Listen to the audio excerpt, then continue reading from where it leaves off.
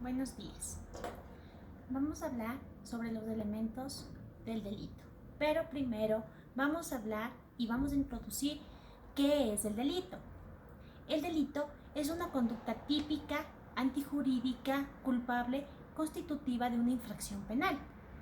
El autor Eugenio Cuello define el delito como una acción antijurídica, típica y sancionada con una pena. El autor Rodríguez Manzanera considera que el delito es una acción o omisión que se castiga con leyes penales, es la conducta definitiva por la ley. Podemos decir que el delito puede ser castigado con penas privativas de libertad en el Ecuador con máximo de 40 años. La norma establecida en el Ecuador es el COIP, que es el Código Orgánico Integral Penal. Es el contenido del delito, todos los elementos que han variado a pesar de todos los años de evolución. Ahora nos vamos a centrar sobre los elementos del delito. ¿Cuáles son los elementos del delito? Hablamos de 4 elementos: el acto o conducta, la tipicidad, la antijuricidad y la culpabilidad. El primer elemento es el acto o conducta. Este se encuentra en la primera categoría del delito, que constituye la realización de un principio constitucional de materialidad de la acción y compromiso voluntario de los seres humanos. Esta acción puede ser positiva y negativa, y es el primer elemento básico del delito, encaminado a un propósito. La conducta es básica en la existencia del delito y es de donde se desprenden los demás elementos de la conducta. Puede ser de acción o omisión. El Código Integral Orgánico Penal, en su artículo 16 y artículo 18, menciona que la infracción penal es la conducta típica, antijurídica y culpable. En su artículo 18 manifiesta que las causas de exclusión de la conducta no son penalmente relevantes. Los resultados dañosos o peligrosos son resultados de la fuerza irresistible de actos y estados de pena, de conciencia, debidamente comprobados. Nos vamos a pasar al segundo elemento, que es la tipicidad. La tipicidad. Si no hay delito, no hay ley. Eso manifiesta la Constitución de la República del Ecuador en su artículo 76, numeral 3. El principio es concebido como una garantía del ciudadano frente al poder, que confiere la certeza de la únicamente podría recibir una pena si ha incurrido en una conducta que se encuentra prevista y descrita en la ley. Por lo tanto, la tipicidad es la correspondencia entre una conducta humana y la descripción de un hecho punible, previsto en la ley penal.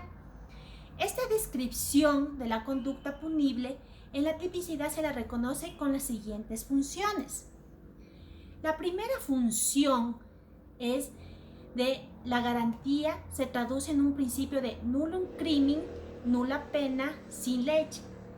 Esto quiere decir que si no hay una pena establecida, una pena dada por el legislador, en este caso por la Asamblea Nacional en el Ecuador, no existiría el delito. El otro elemento sería una función de selección de comportamientos humanos penalmente relevantes. Y la siguiente sería una función motivadora, pues la descripción típica del legislador le dice a la sociedad cómo deben comportarse bajo amenaza, pena de que incurra en penas prohibitivas. El siguiente elemento del delito es la antijuridicidad. La antijuridicidad es el concepto que se aplica para todo el ordenamiento jurídico y no solo a la esfera de lo penal. Por lo tanto, no hay ninguna necesidad de introducir este tipo y la antijuridicidad al escalón adicional de la antijuridicidad penal. El derecho penal no crea la antijuridicidad, sino que selecciona por medio de la tipicidad una parte de los comportamientos antijurídicos, generalmente los más graves, combinándolos a una pena. Sin embargo, la antijuridicidad implica la conducta, es contraria al derecho, lo cual al principio de esta supeditada a lo que hayan causas de justificación y que excluyan la antijuridicidad.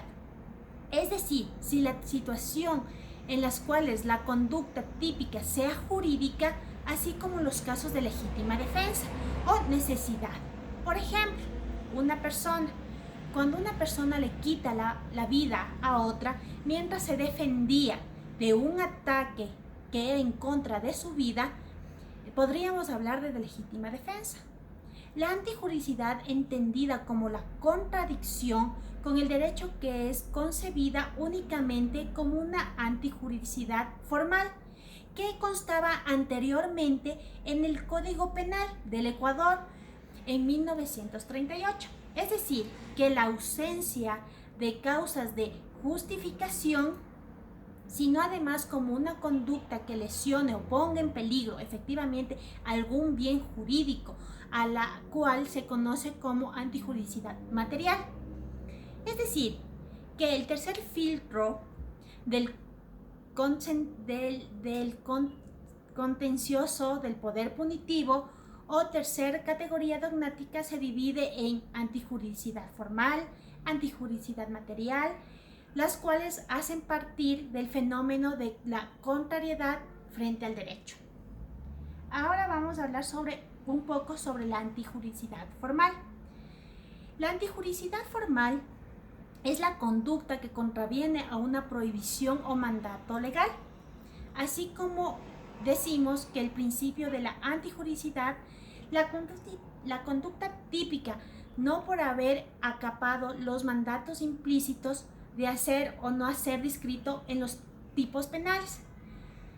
Sin embargo, la existencia de situaciones en las cuales este indicio de antijuridicidad se desvanece por incurrir en causas de justificación, en situaciones de las cuales la conducta típica se convierte en jurídica, amparada en el derecho de diversas razones. Las causas de justificación.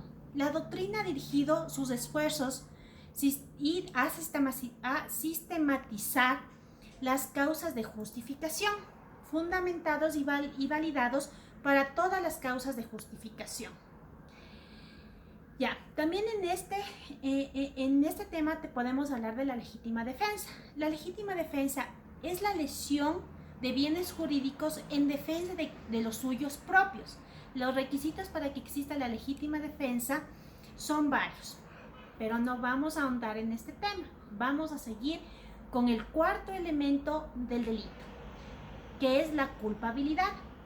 La culpabilidad es la reprochabilidad personal de la acción o omisión antijurídica en tanto y en cuanto probado en una persona haya llegado a cabo una conducta típica o antijurídica, sea factible de reproche.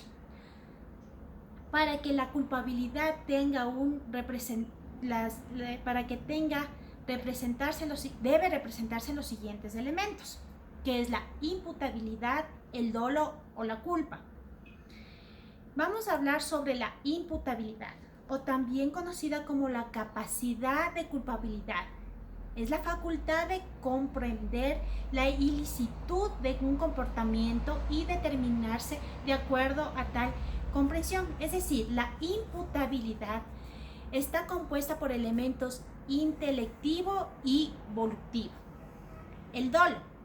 El dolo tiene la finalidad de la realización de un tipo objetivo, para lo que requiere de dos elementos, cognitivo y otro volutivo. Y vamos a hablar del siguiente, que es la culpa. En el ámbito jurídico, al igual que la negligencia, en el término de culpa, según el autor Francisco Carrera, la voluntad o omisión de la diligencia, el calcular las consecuencias posibles y previsibles del propio hecho. Con esto hemos hablado del delito y de los 4 elementos que conforman el delito. Muchas gracias.